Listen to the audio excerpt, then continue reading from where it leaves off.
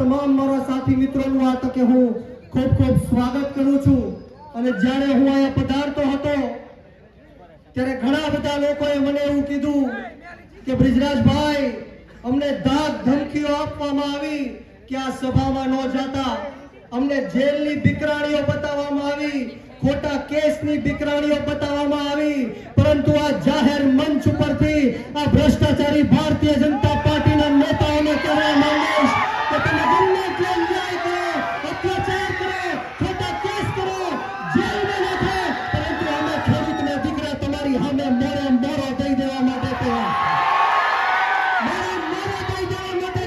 છે. આપ સૌને કહેવા માટે આવ્યો છું કે કોઈ ડરવાની કે ગભરાવાની જરૂર નથી. અહીંયા બેઠેલા એક આમ આદમી પાર્ટીના નેતા તમારી માટે મોતને મુઠ્ઠીમાં લઈને ફરવા વાળો નેતા છે, મોતનું કફન બાંધીને નીકળેલો નેતા છે.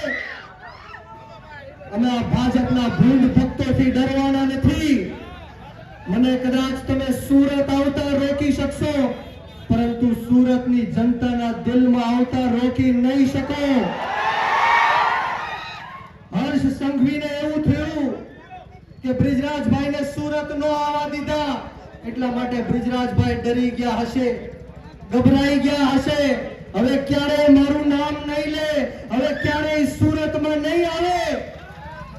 પરંતુ હું હર્ષ સંઘવીને કહેવા માંગુ છું कि ब्रिजराज सोलंकी को क्या आंडू पांडू गांडू समझा था क्या सोचे थे नहीं लौटेंगे, अरे गलत, जब तक तोड़ेंगे नहीं तब तक छोड़ेंगे नहीं. મિત્રો આવનારી જે સ્વરાજની ચૂંટણીઓ આવે છે, કોર્પોરેશનની ચૂંટણીઓ આવે છે, 26 તારીખે મતદાનનો દિવસ છે, ત્યારે આ ભારતીય જનતા પાર્ટીના ઉમેદવારોને છઠ્ઠીનું ધાવણ યાદ દેવડાવવાનું છે. અને કોઈ એક બટન નહીં, પરંતુ ચારે ચાર બટન દબાવીને સાવણાના નિશાન ઉપર મત આપીને આમ આદમી પાર્ટીની આખી પેનલને જીતાડવાની છે.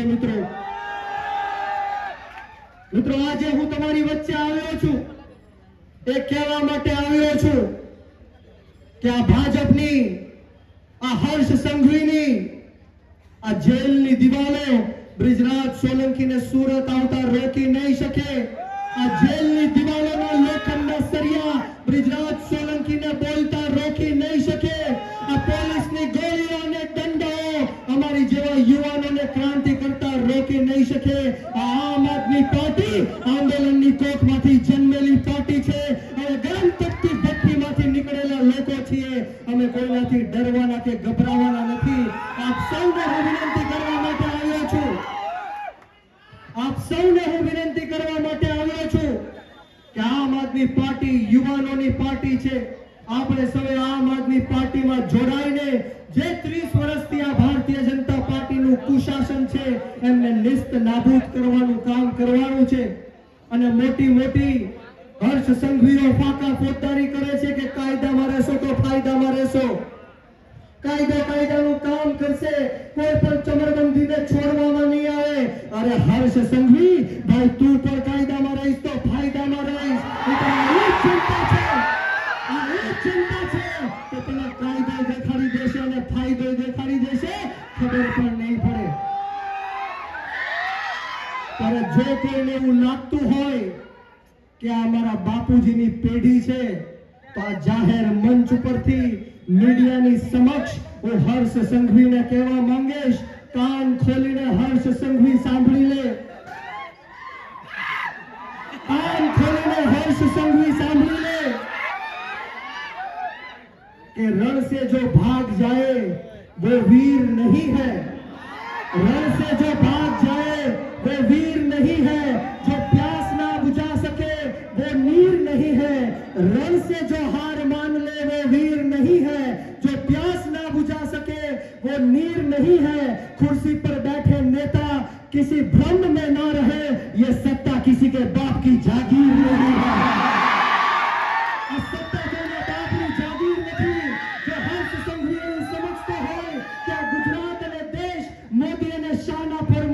ચાલશે તો કાન ખોલીને સાંભળી લે. આ દેશ મોદી અને શાહના ફરમાનથી નહીં